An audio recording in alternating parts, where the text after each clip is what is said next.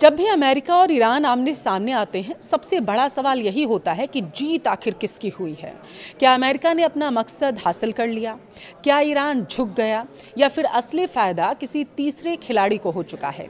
आज हम to the point में तथ्यों के आधार पर समझेंगे कि इस पूरे संघर्ष में आखिर किसे सबसे ज़्यादा फायदा और किसे सबसे ज़्यादा नुकसान उठाना पड़ा है। नमस्कार, आपके साथ मैं पल्लवी रविंद्र सिंह।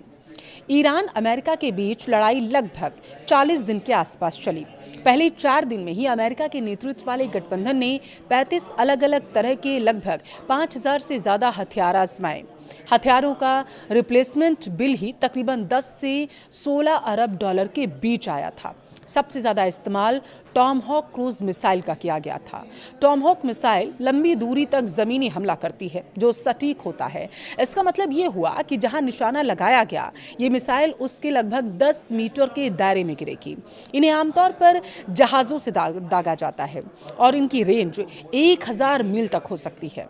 देखिए, टॉमहॉक मिसाइलों का मैन्युफैक्चरर रेथियॉन अब तेजी से प्रोडक्शन में लगा हुआ है, लेकिन centre for strategic and international studies के अनुसार मैन्युफैक्चरिंग लीड टाइम से 2 से 3 साल तक बढ़ाया जा सकता है, क्योंकि डिमांड और भी तेजी से बढ़ी है। एक ग्राउंड अटैकिंग टॉमहॉक की कीमत $25 लाख आती है। वहीं शिप अटैक वर्जन, जिसे खाड़ी में यूएस नेवी डिस्ट्रॉयर से फ़ायदा किया जाता है, उसकी कीमत लगभग $50 लाख आकी गई है। साल 2020 की शुरुआत में टॉमहॉक पर सालाना कुल खर्च जो था वो लगभग $25 करोड़ माना गया था, जो साल 2027 के लिए यूएस डिफेंस बजट में $1 अरब प्रस्तावित था। वहीं दूसरी तरफ ईरान ने इस जंग में शाहेद ड्रोन का जमकर इस्तेमाल किया था। ऐसे एक ड्रोन की कीमत लगभग $30,000 आकी गई थी।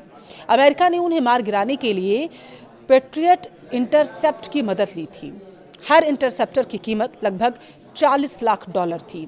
टॉमहॉक क्रूज मिसाइल बनाने वाली कंपनी रेथियॉन ने बताया था कि पहली तिमाही की कमाई साल दर साल जो है वो 21% बढ़ी है। बताया गया था कि हथियारों की डिलीवरी 40% से ज़्यादा बढ़ी। ब्रिटेन की सबसे बड़ी डिफेंस कंपनी BAE सिस्टम जंग के पहले दिन गिरते इंडेक्स के मुकाबले 6% तक बढ़ गया था। वहीं जर्मनी की राइन मेटल साल 2026 में लगभग 40% की सेल्स ग्रोथ का अनुमान लगा रही है। फ्रांस की कंपनी थेल्स ने बताया था कि पहली तिमाही के ऑर्डर्स साल दर साल 27% तक बढ़े हैं। पहली तिमाही में इस कंपनी के 7 सबसे बड़े कॉन्ट्रैक्ट में से 5 डिफेंस से जुड़े हैं और इटली की कंपनी लियोनार्डो ने साल 2030 तक अपना मुनाफा दोगुना करने की योजना बनाई थी। उसके शेयर एक ही सेशन में 9% तक बढ़ चुके थे। अब आप समझिए, जब हॉर्मुज स्ट्रेट बंद हुआ तो कतर की स्थिति बड़ी विकट हो गई थी। दुनिया के लगभग 20% लिक्विफाइड नेचुरल गैस यानी कि LNG की सप्लाई रातों रात मार्केट से गायब हो गई थी। अमेरिका में आप गैस के लिए जो पेमेंट करते हैं, समझिएगा, और एशिया में आप इसे जिस कीमत पर बेच सकते हैं, उसके बीच के गैप को स्प्रेड कहते हैं। युद्ध तो बाद में शुरू हुआ, ये पहले से ही ज़्यादा था। जब कतर की मुश्किलें बढ़ी तो ये गैप और भी ज़्यादा बढ़ने लगा। अमेरिका में कीमत काफ़ी कम है, क्योंकि वहाँ सप्लाई बहुत ज़्यादा है और उस सप्लाई की दूसरे मार्केट तक पहुँचने की क्षमता उतनी ज़्यादा नहीं है। अमेरिका से आने वाले एक टैंकर के लिए हर डॉलर के स्प्रेड की कीमत लगभग 30 से 35 लाख डॉलर है। यह बहुत बड़ी रकम होती है। अगर $15 का स्प्रेड है तो आप हर टैंकर के लिए $4.5 करोड़ की बात कर रहे हैं। युद्ध जब शुरू हुआ था और उसके बाद इसका दायरा 50 से 100% तक बढ़ गया था, लेकिन फिर भी अमेरिका में गैस की घरेलू कीमत में ज़्यादा बदलाव नहीं हुआ। वैसे तो ये कुछ अजीब बात है कि वेस्ट टेक्सास में कीमत गिर गई। वेस्ट टेक्सास में कीमत असल में $4 से $5 प्रति मिलियन BTU के बीच है, लेकिन जब यही गैस टोक्यो पहुंचती है तो वहाँ $20 प्रति यूनिट के हिसाब से बिकने लगती है। उस गैस को शिप करने वाले ट्रेडर एक टैंकर पर $4.5 करोड़ कमा रहे हैं। कीमत में इतने बड़े अंतर क्यों हैं, अब आपको वो समझाते हैं। देखिए, किसी असाधारण घटना से फ़ायदा उठाने के लिए 10 साल की तैयारी लगती है। इसके लिए तैयारी और अवसर का मेल होना बहुत ज़रूरी होता है। ऐसा उन लोगों के साथ नहीं होता जिन्होंने पिछले 10 साल से इन्वेस्टमेंट नहीं किया होता है। लेकिन बांग्लादेश, पाकिस्तान, मिस्र जैसे देशों का क्या, जिनके लिए कीमतें बर्दाश्त से बाहर निकल जाती हैं। युद्ध से पहले ब्रेंट क्रूड ऑयल का एक बैरल लगभग $73 पर था। युद्ध के दौरान ये $120 को भी पार कर गया। इतना ही नहीं, ये उतार चढ़ाव भी एक बिजनेस बन गया था। खरीदने और बेचने की कीमतों के बीच जितना बड़ा अंतर होगा, ऑयल ट्रेडर उतना ही ज़्यादा मुनाफा कमाते हैं। BP का प्रॉफिट भी इस दौरान दोगुने से ज़्यादा हो गया था। नॉर्वे की कंपनी की बात हम करें तो इक्विनोर ने अपना मुनाफा $9.8 अरब बताया था। ये बीते 3 साल में किसी भी तिमाही में हुआ अब तक का सबसे ज़्यादा प्रॉफिट माना गया था। अब देखिए, लड़ाई की वजह से मार्च की शुरुआत से ही कतर में शेल का LNG प्रोडक्शन बंद कर दिया गया था। हमलों से कतर में उसकी पर्ल फैसिलिटी को नुकसान पहुंचा था और इस वजह से शेल का आउटपुट 4% तक गिर गया था।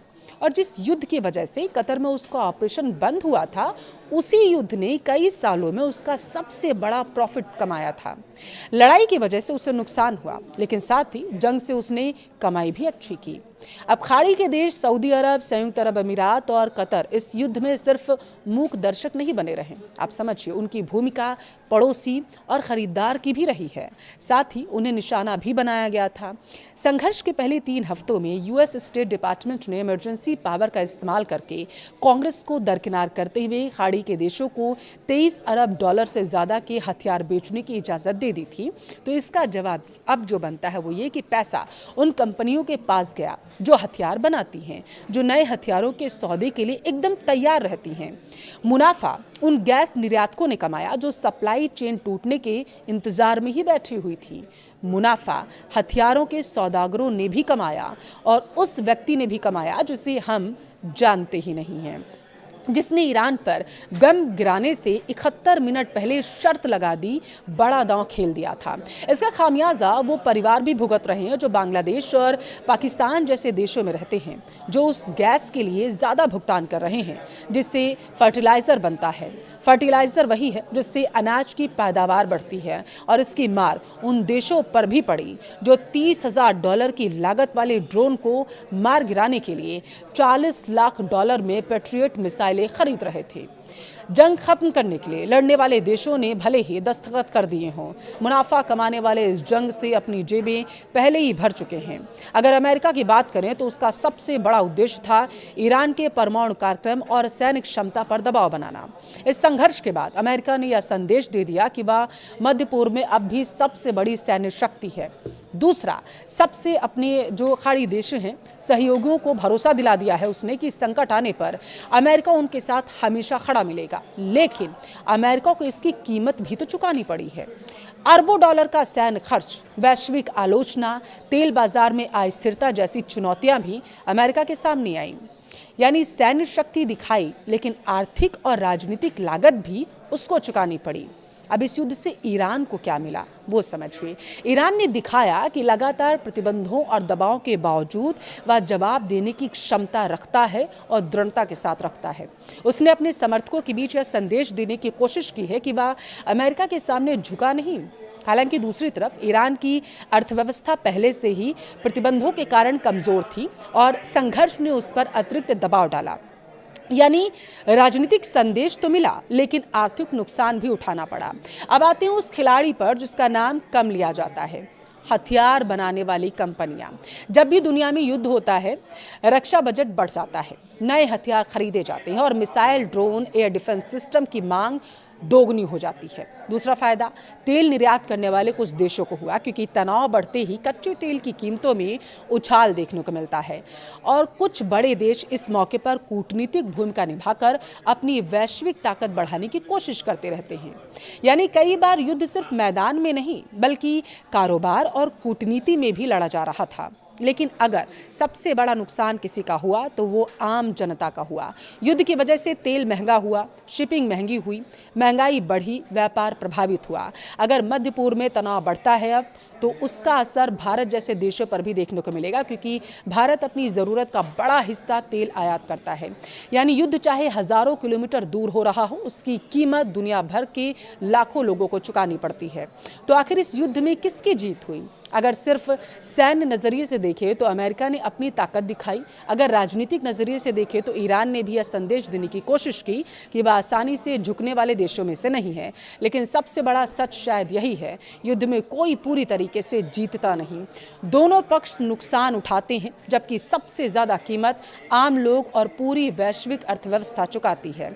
आपकी राय क्या है? क्या इस संघर्ष का सबसे बड़ा फायदा अमेरिका को या ईरान को हुआ, या फिर हथियार और तेल कारोबार से जुड़े खिलाड़ियों को? कमेंट में अपनी राय जरूर दें।